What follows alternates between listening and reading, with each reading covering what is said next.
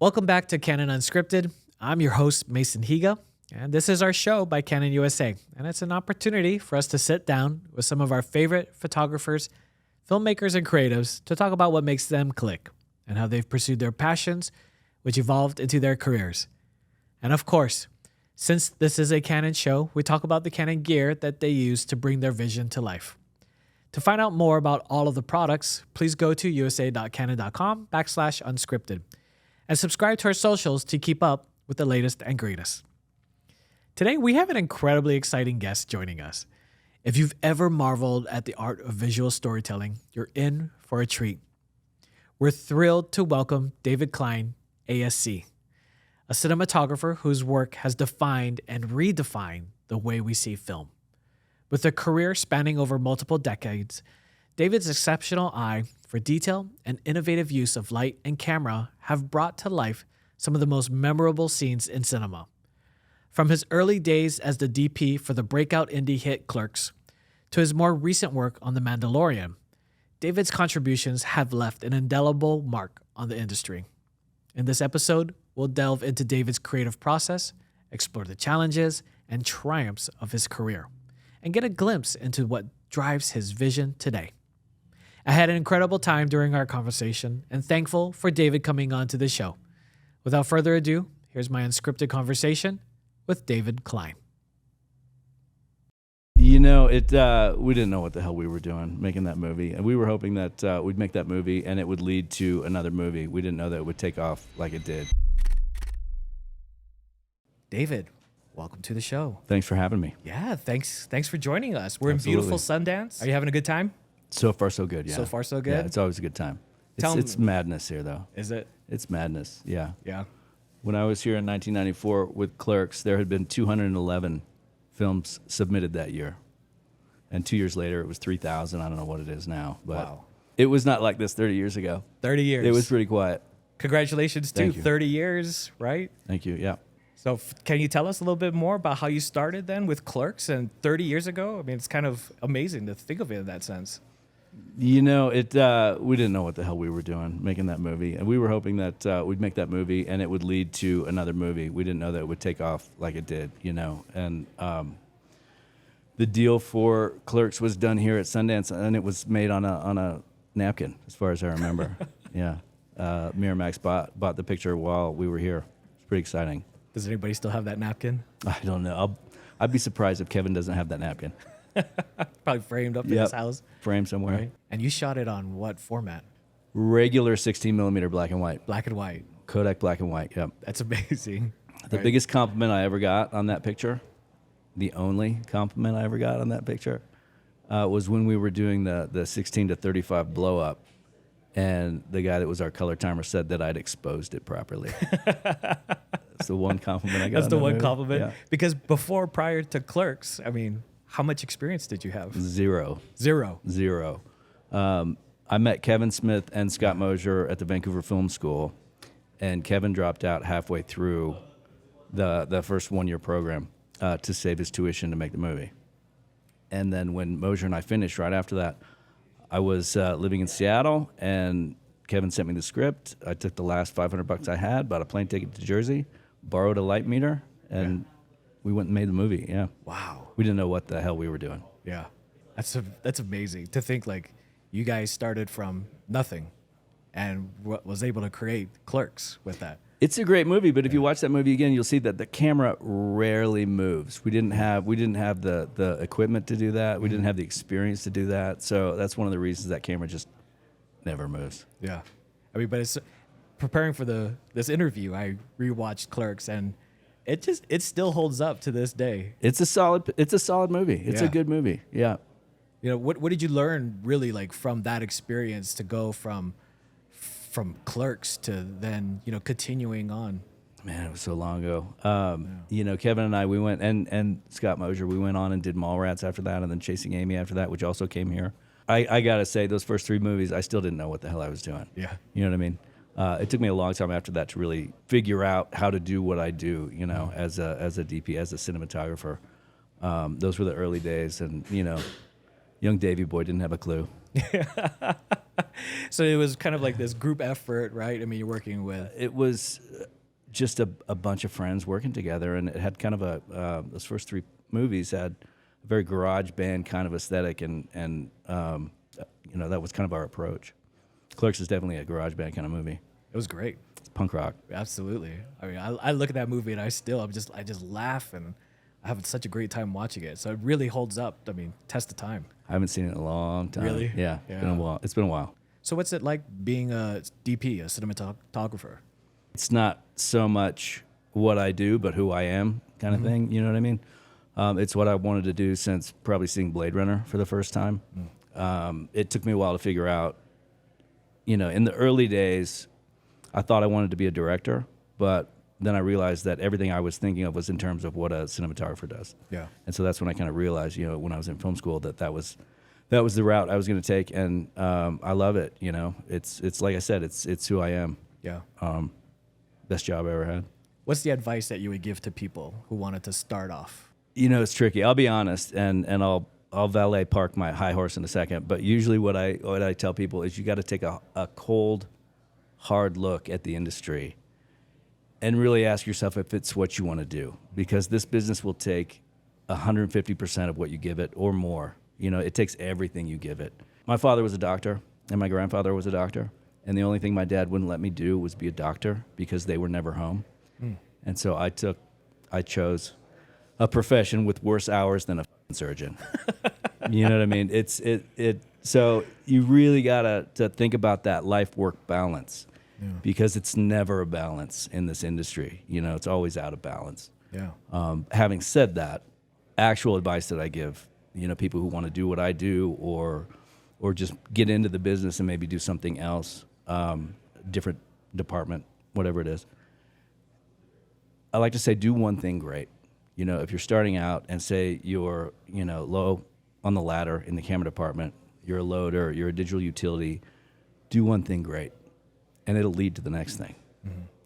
Don't try to diversify too much. If you do that one thing great, it will lead to a promotion.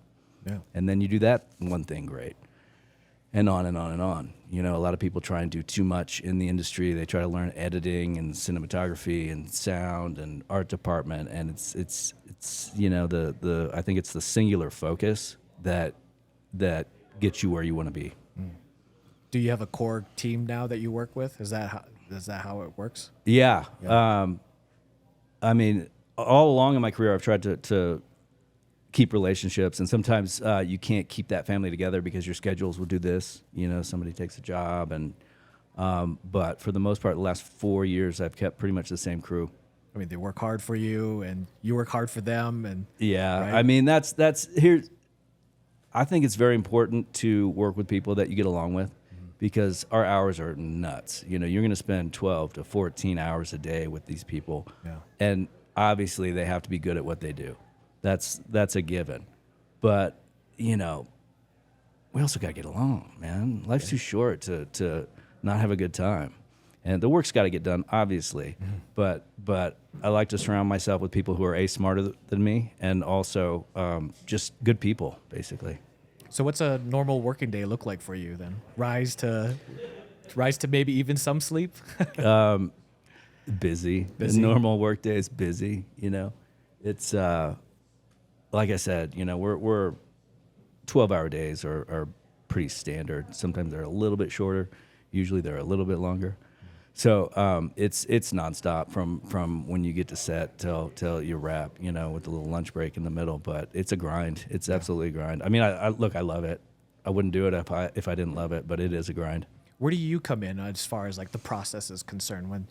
What happens when you get that first call and says, "Hey, we want to do this with you"? There are always interviews between myself and producers and directors, before landing a job, getting a job, and once I'm hired, then the creative part starts, where you try and figure out, this is what the show's going to look like, and you discuss with your showrunners or your directors, depending on if you're on a feature or a TV show. And then I'll give you some examples. I did Homeland for 6 years, and we were never once in the same city 2 seasons in a row. We were rarely in the same country 2 seasons in a row. And I would get 4 weeks of prep. So wherever we were, if we were in, Charlotte, North Carolina, or Cape Town for a season, Berlin for a season, Manhattan, I get 4 weeks of prep to get that whole show up and running. And it was like starting a new show every season because we were somewhere new. And I get 4 weeks of prep. And that was hiring crew. That was, shot listing with directors. It was, all of it. And then after Homeland, I started working on these Star Wars shows. And there was a lot of prep for the virtual content that goes on the volume walls. And so that 4 weeks turned into about 4 to 5 months. Wow. Because the turnaround on all that the loads that we call them, the virtual content that goes on the volume walls, it's about a 5 month turnaround. 5 months. Yeah. Wow. Yeah. I mean, to go from 16 millimeter to now these volumetric sets, right? I mean, how do you even plan for that as far as like with all the people and everything that goes on with those sets? Like, how do you plan for those? It's like I said, it's a process. It's a long process, and it starts with the script. It starts with, you have to have creative executives like Jon Favreau, Dave Filoni, who understand the process and push that process along. And then from there, it goes through the art department, Andrew Jones, the production designer, and he designs the sets and also the virtual sets that are beyond the practical set inside the volume. And then once he starts designing all that and getting the sets built, whether they're virtual, at that point they're all virtual, and we're usually scouting in VR. And then that's when I come in and start lighting the virtual content.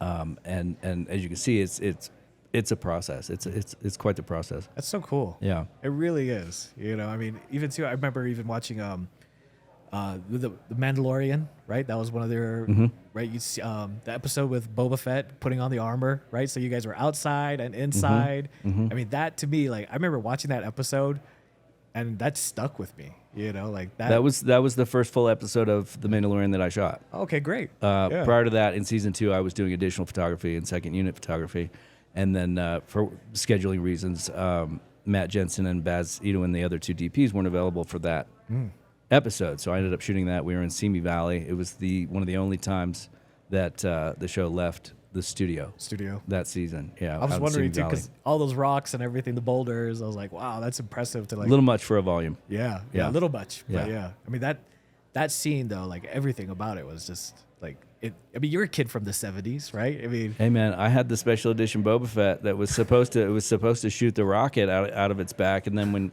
when you got it, the rocket was glued in, man. Oh no. And I remember my dad helping me out and making a little Super 8 stop animation film with that little Boba Fett, and just blew it all to hell because I was so mad about the rocket being glued into his back. So then it was appropriate that I would come back and shoot not only the Boba Fett episode, but then the Book of Boba Fett as well. So you shot that in 8mm, like as a kid project of sorts, right? Yeah. So it was already ingrained. It was in you, there, right? yeah. That's so cool. Yeah. That's like such a rewarding feeling, right? Like how did that make you feel? Like to be like, I get to like shoot Boba Fett, like.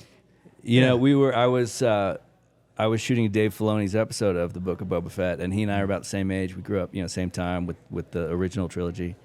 And we were on set one day, and he just looks at me and said, Dave, when we were kids, we used to play with these little action figures, and now we're doing the same thing with people. And it's true. It's almost like playtime, I feel like I've been training my whole career for it, too. Right. I mean, and then now you're moving on to what's next for you as far as what comes out next that I worked on is a show called Skeleton Crew, which is a Star Wars show with no crossover characters. So it's in the same galaxy, but it's its own story. All right, and you guys are doing volumetric sets as well with that. Yep, we did. We finished shooting right before the strikes, and then the strikes put a pause in editorial for that show. So now they're back up and running, and I was alternating with the cinematographer Sean Porter.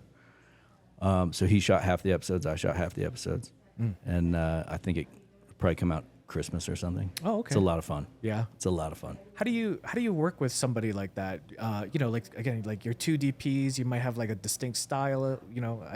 and you guys got to come together to kind of match the aesthetics, right? I mean, Yeah, that tough, or is it? Well, I've been doing it for a long time. You know, it started with Pushing Daisies. I was alternating with Mike Weaver, and then and then I was doing True Blood, and that was alternating. And then when I got to Homeland, I shot the first 3 seasons just me, being the only DP, and it was nearly murdered me.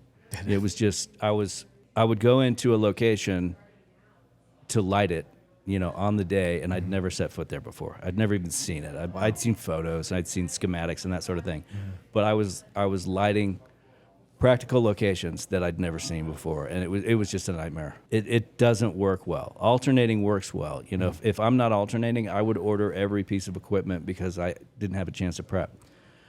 But if you have a chance to prep because you're alternating, then you know what you need and what you don't need. I don't end up ordering everything. But the aesthetic is also tricky. It's it varies show to show.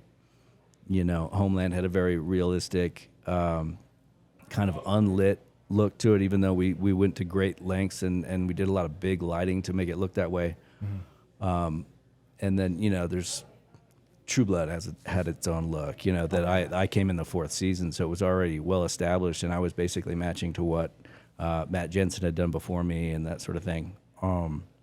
And Star Wars is also its own thing. We use on The Mandalorian and also Book of Boba Fett. We use Rogue One as one of our main references, which is fun, man. It's like I'm sitting at home watching Rogue One, and that's my homework. It's your homework, right?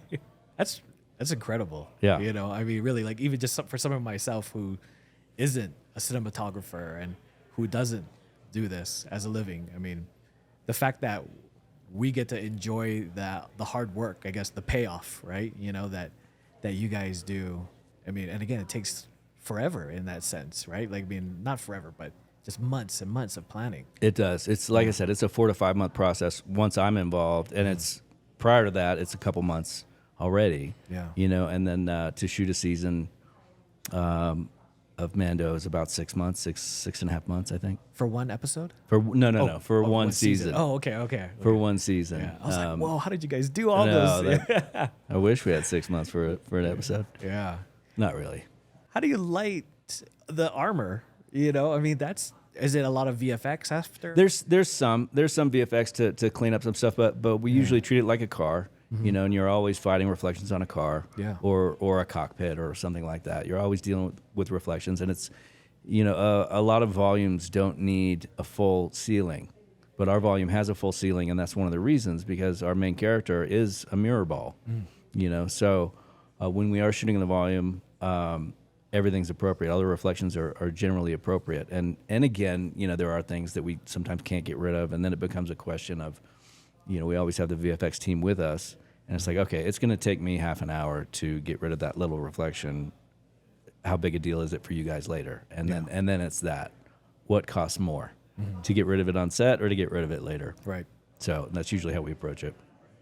It's crazy because I'm sitting here and I've watched Clerks. I've watched Mallrats, Chasing Amy. I mean, those were the films in the 90s that I was watching. Right. Yeah. And, like, you did them.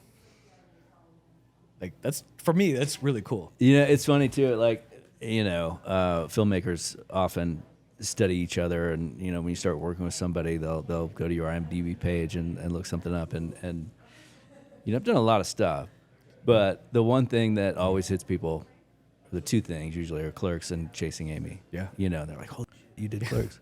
Yeah. Absolutely, man. So young. The day we wrapped Clerks, Kevin said it was a Sunday, and we're shooting in New Jersey, and so can't go to a liquor store, but you could get off sales from a bar. And so Kevin says to me, he says, "Hey man, go down to Red's, take the car, go down to Red's, get a couple of 6-packs. We'll have a wrap party." And I said, "That's great, Kevin, but either you or Scott's gonna have to come with me because I'm not actually old enough to buy alcohol." I was 20. That's what that's so cool. Yeah. I mean, again, it's just like you have like this, you really do have this legacy, and, for better or worse, I mean, Sure. it's just, it's just like you've been there, and so it's so cool. It really is. It's not a path I recommend starting at the top. I think a better path is working your way up in the camera department, grip department, electric department, because you then learn from experienced cinematographers and gaffers and key grips and operators, which I didn't have. And so once I got kicked off the Kevin train by Harvey Weinstein after Chasing Amy, I had a good 10 years of trying to really figure out how to do what I do, and I cut my teeth on a lot of indie pictures. Yeah. But after a while, I just started to be able to take what was in my head and actually put it on the screen. So what was it that made you not quit? Good question. I did put myself on a 10-year plan. Yeah. Where, I'd moved to L.A. I've been doing a lot of work with Kevin and Scott, mostly in New York, New Jersey. We shot Mallrats in Minneapolis. I moved to L.A. late 97, early 98, and I put myself on a 10-year plan. After 10 years, if I wasn't where I wanted to be as a cinematographer, I'd go do something else. I don't know what that would have been, but that was it. And I think I just barely skated in under the 10 years, finally learned how to do what I do. So after all that struggle and hard work. And starving. Lots of top ramen. Lots of Yeah, it wasn't fun. So, you say legacy, it hasn't come without its own trials and tribulations and ups and downs. Right. I mean, but now you're ASC member as well too. I mean, that's kind of a validating experience for yourself. Oh yeah, it was. That was one of the biggest deals for me in this industry. Yeah. I remember getting the invitation after. It's kind of a process. You go before the membership committee and you cut a reel to show them, and then they kind of grill you, and 20 established, distinguished cinematographers in the room asking you questions about your work and whatnot. And then after that, it's like a 2-month process before you hear whether you passed or not. And so I remember getting that invitation letter. It was the biggest thing, man. Yeah, biggest thing that had happened so far. And I think the best part of the ASC for me is access to the other members. Yeah, the community of it all. Yeah, it's a very open community. People are really willing to share. All the men and women of the ASC are really into, sharing their experiences and teaching, and so it's been a wealth of education for me, basically. Yeah, because everybody there are fans, right? I mean, they're passionate, they're fans of everybody's work, so that really helps. For sure. Right? Yeah. And you guys got a clubhouse? We got a clubhouse. Yeah. Clubhouse is cool, man. How often do you go?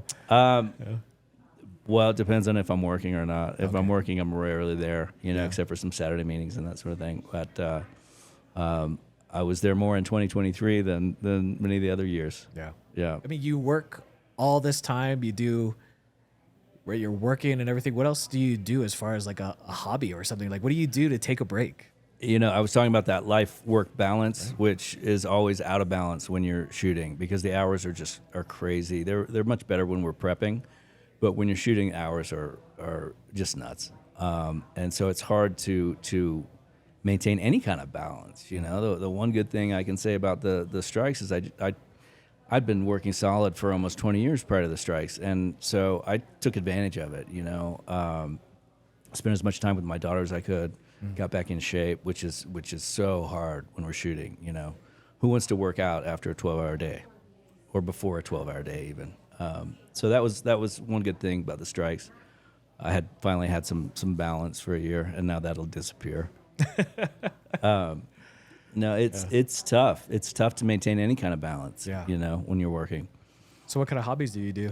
Or I mean, if you do, like even just going on a hike just to kind of like calm yourself down, or. I really try to spend every hour that I can with my daughter. She's 16 now, and I miss so much of her growing up by being out of the country, being out of the state. So that's my main priority. That's great. Yeah. It's important, right? It's the most important thing. Absolutely. How do you keep things fresh? Do you try unconventional approaches sometime to filming? Or is there something that you see, because again, everything has to be worked through and pre-visualized, right? Like, are there any kind of happy accidents that occur? There were always happy accidents, and that I think is what keeps me going every day, is trying to find a new way to do things, and a new way to use even old school, say, lights and grip equipment, and mix that with the new school, and a mixing of all that technology, and figuring out how to do something new that you haven't done before. How to make some interactive lighting that matches the content on the volume walls. And we have a lengthy previs process, and for a lot of our episodes, the entire episode has been prevised, but we try to use that as a blueprint and not a Bible.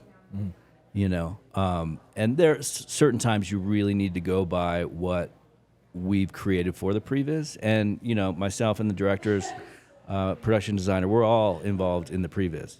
The editors are involved in the previs. Mm-hmm. So it's not like somebody else is creating that and then we're doing it on set. It's us creating it in the beginning and following through when we're on set. But like I said, we try to use that as a basic blueprint, with room for interpretation, because one thing that we've not had with us in previs are the actors. Mm-hmm.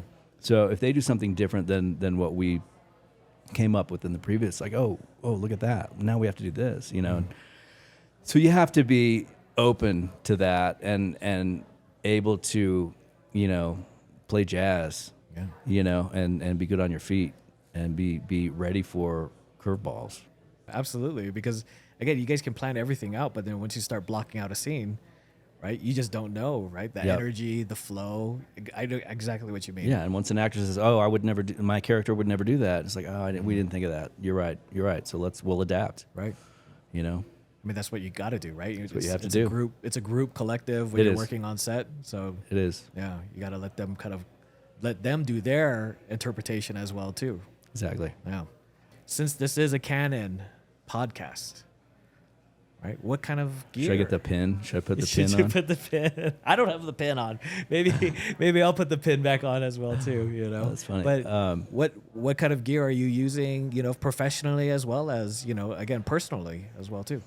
During the strikes, I tried to take advantage of my time off, and I went to Tahiti with some friends for a couple of weeks, and we went swimming with whales. And my favorite still camera for the last 12 years or so has been my 1DC. So it's what I used above water in Tahiti. It's what I used in underwater housing, underwater with the whales. So I know it was designed for sports, but I just love that the design of that camera. I think it's one of the best digital SLRs that was ever made. And also incorporating it with cinema as well too, right? I mean, you're able to shoot with it. We did, when we were in South Africa with Homeland, there were not a lot of Steadicam operators that we could just, fly in for the day or that sort of thing, and there were visa issues. So we ended up, one of our operators had a stabilized gimbal, but it was smaller. I don't remember exactly what it was, but it couldn't take. Our main cameras were Alexa. It couldn't take an Alexa, so we ended up doing a lot of work with that handheld stab head with the 1DC and with the Canon Cine Primes. My assistant Dominic and I own a set of the Cine Primes and also a full set of the zooms, the two.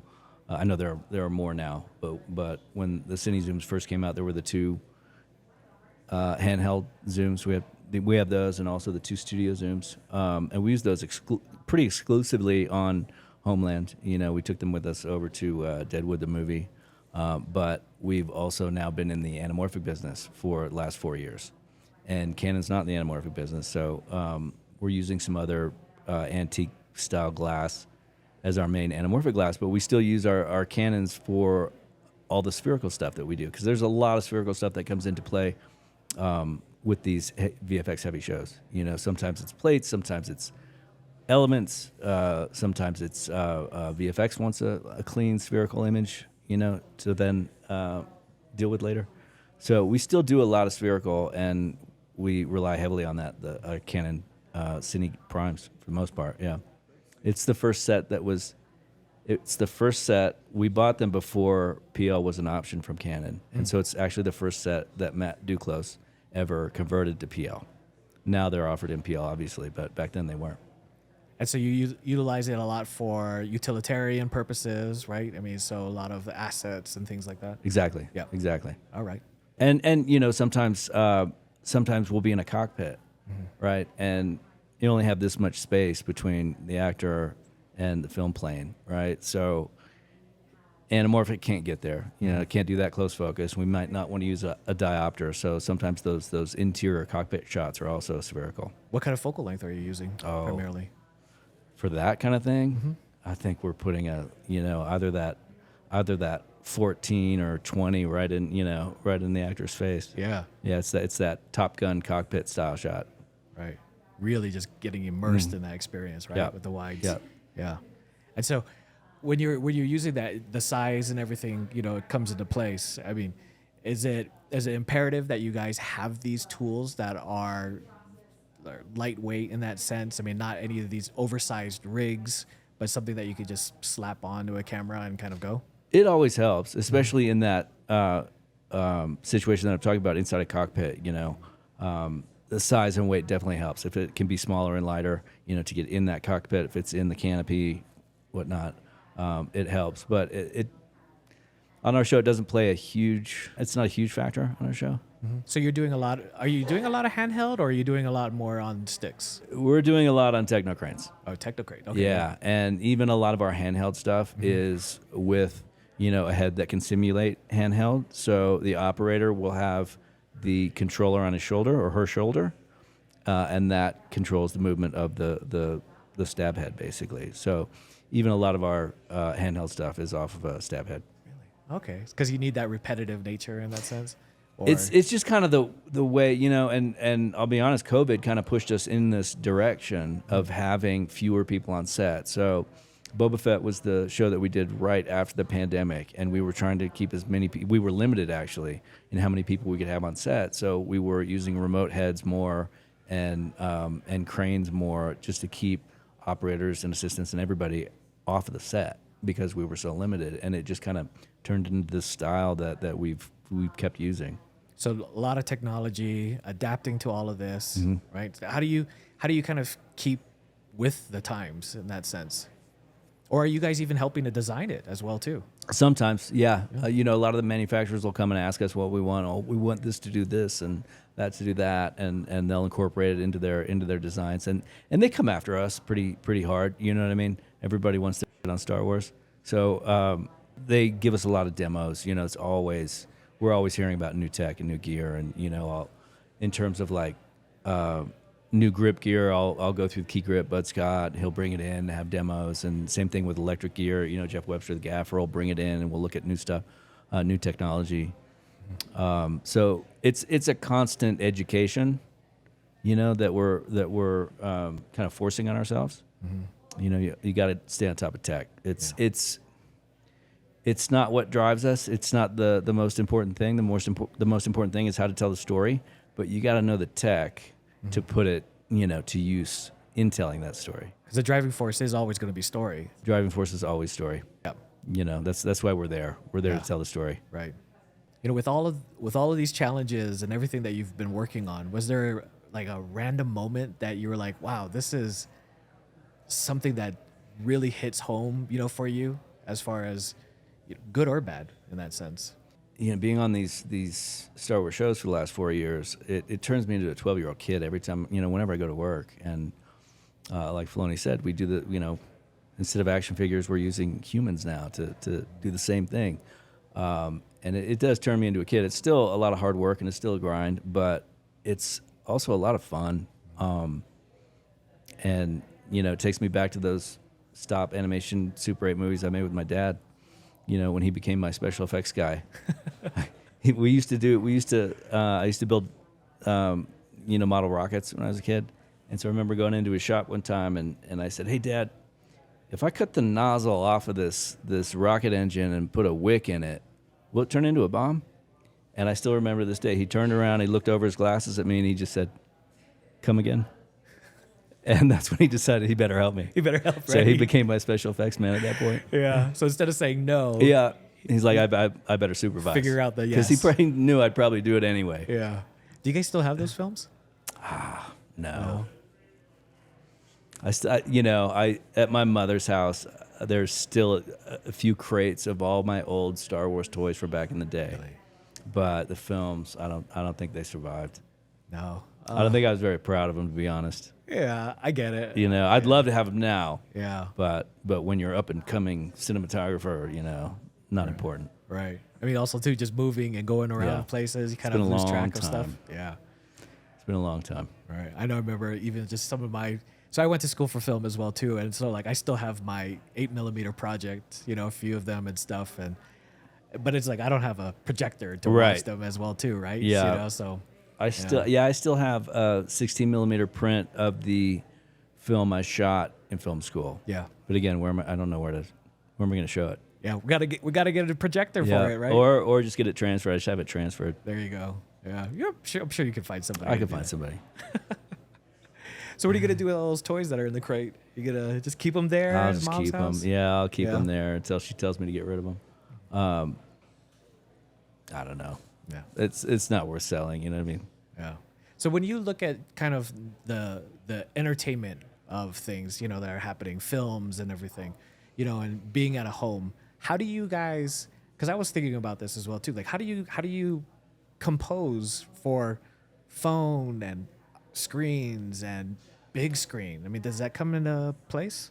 I'll be honest. I don't really think about that. Yeah. Like I said, I've been in the anamorphic business for the last 4 years, and so I consider that widescreen frame. And luckily these days, pretty much everybody has a nice viewing environment at home. Everybody's got a flat screen, and most streaming services and networks are not afraid to letterbox. So, our show goes out there 240. And I know a lot of people are watching it on their phone or their iPad, but I kind of can't take that into consideration. I think we always have to look at it as if it's going to be on the big screen. Even if that big screen is just a 50-inch LED on somebody's wall, OLED on somebody's wall. Do you still go to the movies? Oh yeah. Yeah. Oh yeah. All right. Yeah. Absolutely. As much as I can. I mean, it's education, but it's also entertainment, right, for you? There's nothing like it. Yeah. Nothing like it. I mean, it's so rewarding, right, to like sit in there and just that experience with others. It's also right? it's a communal experience. You know what I mean? It's great to see a movie at home, but sometimes you're alone or just with your kid or your spouse or whatever. There's no audience there. You don't get that collective feeling, that collective, either joy or horror or whatever it is. That's something that can't be replaced. Yeah. Like, again, I know I keep bringing it back up, but when Boba put on the outfit, right, the armor, that me and my wife were sitting there like, yes, Right. and it was like such a rewarding feeling for us, So it's like I keep bringing that back up. And then he but lays waste to all those stormtroopers. Yeah, all the That was a lot of fun. stormtroopers. That was a Yeah. lot of fun. How did you have all those stormtroopers there? Funny enough. You'll have to go back and watch that episode, keeping in mind that I don't think we ever had more than 8. 8. So Yeah. there are a lot of CG, motion captured stormtroopers in that sequence. Okay. Yeah. Yeah. And then how's it too with Grogu, right? Like how do you work with like puppeteers, right? Because they're real puppeteers. It's not like fake CG with some of that, right? Correct. Yeah. We always try and use the Muppet. You know what I mean? Because he's brilliant, and it takes usually 2 people to control his movement. And then there are another 3 people on remote controls, turning the head, ears, eyes, everything. So it's definitely, when it comes to legacy effects, is who built Grogu, and legacy personnel, are the puppeteers. And they're so good at what they do. You're literally having kind of this relationship with this puppet. It's I kind of can't describe it, but we always try and use the practical. Yeah. Yeah. I mean, it looked great. I mean, you getting these emotions, Yeah. evoked. And most of the CG work that happens with Grogu are erasing puppeteers behind him. Is there any kind of personal projects that you kind of want to explore and maybe even shoot in film again or something in black and white? I'd love to do something in black and white. Yeah. Because that's real. It's real photography, and it's difficult. It really forces you to think about your exposure and and your ratios, your lighting ratios and that sort of thing, and you can't lean on colors for separation. It's just all black, white, and gray. It's a discipline. Yeah. Yeah. Not that I had any idea during Clerks, but that was just set up the camera and shoot, a few lights here or there.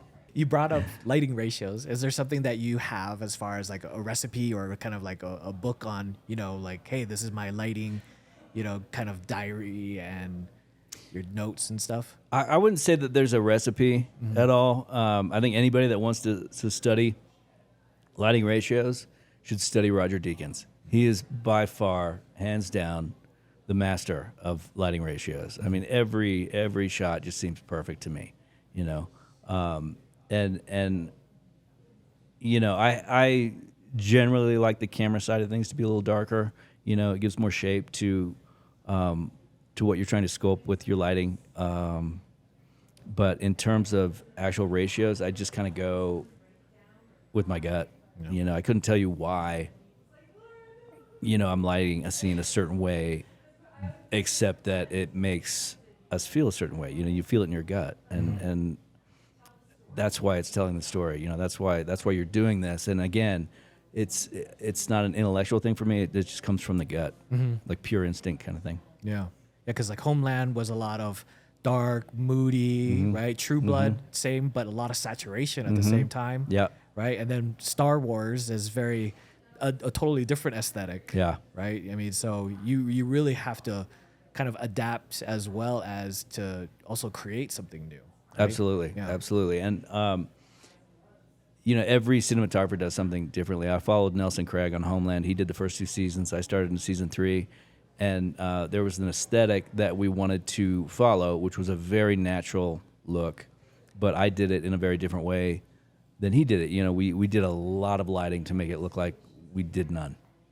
And we would scout locations and I'll be honest, if the location, if the lighting of, say, a bar or a restaurant was perfect without adding anything and it told the story appropriately, then I'd go with it.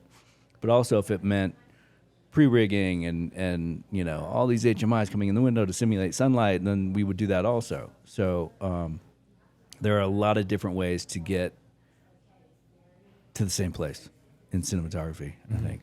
And then, one of our main approaches on the Star Wars pictures, the Star Wars shows, is how would George have done it back in the day? So we rely a lot on the things that he figured out and what he was doing back in the day. That's great. 10 years from now,